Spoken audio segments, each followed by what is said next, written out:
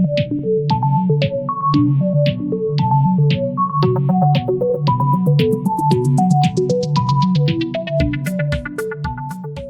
علیکم، یہ ویڈیو ہے سیرت النبی پر، جس میں آپ سیرت النبی قدم با قدم سنیں گے۔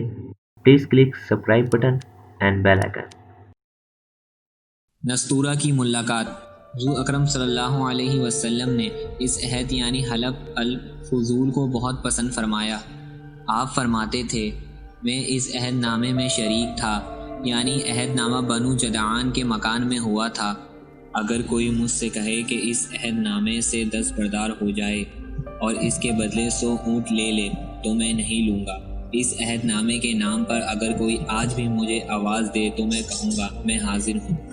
آپ کے اس ارشاد کا مطلب یہ ہے کہ اگر آج بھی کوئی مظلوم یہ کہہ کر آواز دے حلف الفضول والوں، تو میں اس کی فریاد کو ضرور پہنچوں گا، کیونکہ اسلام تو آیا ہی اس لیے ہے کہ سچائی کا نام بلند کرے اور مظلوم کی مدد اور حمایت کرے۔ یہ حلف الفضول بعد میں بھی جاری رہا۔ مکہ میں آپ کی امانت اور دیانت کی وجہ سے آپ کو امین کہہ کر پکارا جانے لگا تھا۔ آپ کا یہ لقب بہت مشہور ہو گیا تھا۔ لوگ آپ کو امین کے علاوہ اور کسی نام سے نہیں پکارتے تھے۔ انہی دنوں ابو طالب نے آپ سے کہا، اے بھتیجے، میں ایک بہت غریب آدمی ہوں اور قحط سالی کی وجہ سے اور زیادہ سخت حالات کا سامنا ہے۔ کافی عرصے سے خشک سالی کا دور چل رہا ہے۔ کوئی ایسا ذریعہ نہیں کہ اپنا کام چلا سکیں، اور نہ ہماری کوئی تجارت ہے۔ ایک تجارتی قافلہ شام جانے والا ہے، اس میں قریش کے لوگ شامل ہیں۔ قریش کی ایک خاتون ختیجہ بنت خویلد شام کی طرف اپنا تجارتی سامان بھیجا کرتی ہیں۔ جو شخص اس کا مال لے کر جاتا ہے وہ اپنی اجرت ان سے طے کر لیتا ہے۔ اب اگر تم ان کے پاس جاؤ اور ان کا مال لے جانے کی پیشکش کرو تو وہ ضرور اپنا مال تمہیں دے دیں گی، کیونکہ تمہاری امانت داری کی شہرت ان تک پہنچ چکی ہے۔ اگرچہ میں اس بات کو پسند نہیں کرتا کہ تم شام کی سفر پر جاؤ، یہودی تمہارے دشمن ہیں، لیکن حالات کی وجہ سے میں مجبور ہوں، اس کے علاوہ کوئی چارہ بھی تو نہیں۔ یہاں تک کہہ کر ابو طالب خاموش ہو گئے۔ تب آپ نے فرمایا، ممکن ہے وہ خاتون خود میرے پاس کسی کو بھیجیں۔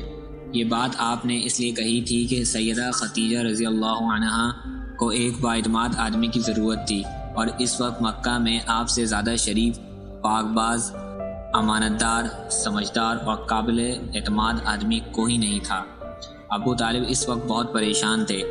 آپ کی یہ بات سن کر انہوں نے کہا، اگر تم نہ گئے تو مجھے ڈر ہے وہ کسی اور سے معاملہ طے کر لے گی۔ یہ کہہ کر ابو طالب اٹھ گئے۔ ادھر آپ کو یقین سا تھا کہ سیدہ ختیجہ رضی اللہ عنہا خود ان کی طرف کسی کو بھیجیں گی، اور ہوا بھی یہی۔ سیدہ ختیجہ رضی اللہ عنہا نے اللہ کے رسول صلی اللہ علیہ وسلم کو بلاوا بھیجا۔ پھر آپ سے کہا، میں نے آپ کی سچائی، امانت داری اور نیک اخلاق کے بارے میں سنا ہے، اور اسی وجہ سے میں نے آپ کو بلوایا ہے۔ جو معاوضہ آپ کی قوم کے دوسرے آدمیوں کو دیتی ہوں، آپ کو ان سے دوگنا دوں گی۔ آپ نے ان کی بات منظور فرما لی۔ پھر آپ اپنے چچا ابو طالب سے ملے، انہیں یہ بات بتائی۔ ابو طالب سن کر بولے، یہ روزی اللہ تعالیٰ نے تمہارے لیے پیدا فرمائی ہے۔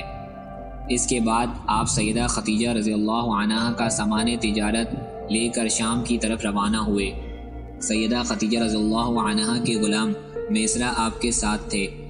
روانگی کے وقت حضرت ختیجہ رضی اللہ عنہا نے میسرہ سے کہا، کسی معاملے میں ان کی نافرمانی نہ کرنا، جو یہ کہیں وہی کرنا، ان کی رائے سے اختلاف نہ کرنا۔ آپ کے سب چچاؤں نے قافلے والوں سے آپ کی خبر گیری رکھنے کی درخواست کی۔ اس کی وجہ یہ تھی کہ ذمہ داری کے لحاظ سے یہ آپ کا پہلا تجارتی سفر تھا، گویا آپ اس کام میں بالکل نئے تھے۔ ادھر آپ روانہ ہوئے، ادھر آپ کا معزہ شروع ہو گیا۔ ایک بدلی نے آپ کے اوپر سایہ کر لیا، آپ کے ساتھ ساتھ چلنے لگی۔ جب آپ شام پہنچے تو بصرہ شہر کے بازار میں ایک درخت کے سائے میں اترے۔ یہ درخت ایک عیسائی راہب نستورہ کی خانقاہ کے سامنے تھا۔ اس راہب نے میسرہ کو دیکھا تو خانقاہ سے نکل آیا۔ اس وقت اس نے آپ کو دیکھا، آپ درخت کے نیچے ٹھہرے ہوئے تھے۔ اس نے میسرہ سے پوچھا، یہ شخص کون ہے جو اس درخت کے نیچے موجود ہے؟ میسرہ نے کہا، یہ ایک قریشی شخص ہے، حرم والوں میں سے ہے۔ یہ سن کر راہب نے کہا، اس درخت کے نیچے نبی کے سوا کبھی کوئی آدمی نہیں بیٹھا۔ مطلب یہ تھا کہ اس درخت کے نیچے آج تک کوئی ایسا شخص نہیں بیٹھا۔ اللہ تعالیٰ نے اس درخت کو ہمیشہ اس سے بچایا ہے کہ اس کے نیچے نبی کے سوا کوئی دوسرا شخص بیٹھے۔ اس کے بعد اس نے میسرہ سے پوچھا، کیا ان کی آنکھوں میں سرخی ہے؟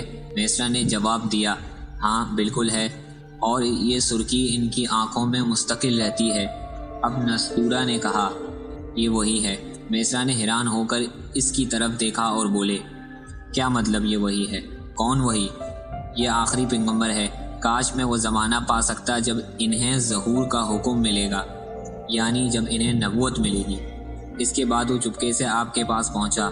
پہلے تو اس نے آپ کے سر کو بوسہ دیا، پھر آپ کے قدموں کو بوسہ دیا اور بولا، میں آپ پر ایمان لاتا ہوں اور گواہی دیتا ہوں کہ آپ وہی ہیں جن کا ذکر اللہ تعالیٰ نے تورات میں فرمایا ہے۔ اس کے بعد نستورہ نے کہا، اے محمد، میں نے آپ میں وہ تمام نشانیاں دیکھ لی ہیں جو پرانی کتابوں میں آپ کی نبوت کی علامتوں کے طور پر درج ہیں۔ صرف ایک نشانی باقی ہے، اس لیے آپ ذرا اپنے کندھے سے کپڑا ہٹائیں۔ آپ نے اپنے شان مبارک سے کپڑا ہٹا دیا۔ تب نستورہ نے وہاں مہر نبوت کو چکمگاتے دیکھا اور فوراً مہر نبوت کو چومنے کے لیے جھک گیا، پھر بولا، میں گواہی دیتا ہوں کہ اللہ تعالیٰ کے سوا کوئی عبادت کے لائق نہیں، اور میں گواہی دیتا ہوں کہ آپ اللہ تعالیٰ کے پیغمبر ہیں۔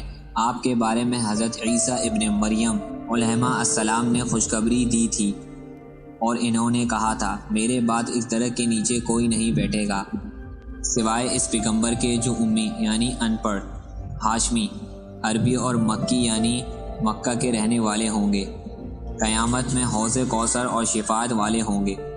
اس واقعے کے بعد نبی کریم صلی اللہ علیہ وسلم بصرہ کے بازار تشریف لے گئے۔ وہاں آپ نے وہ مال فروخت کیا جو ساتھ لائے تھے اور کچھ چیزیں خریدیں۔ اس خرید و فروخت کے دوران ایک شخص نے آپ سے کچھ جھگڑا کیا اور بولا، لات اور عزیٰ کی قسم کھاؤ۔ آپ نے فرمایا، میں نے ان بتوں کے نام پر کبھی قسم نہیں کھائی۔ آپ کا یہ جملہ سن کر وہ شخص چونک اٹھا۔ امید ہے کہ یہ ویڈیو آپ کو اچھی لگی ہوگی۔ پھر ملیں گے اس کے اگلے حصے میں۔ جب تک کے لیے اللہ حافظ۔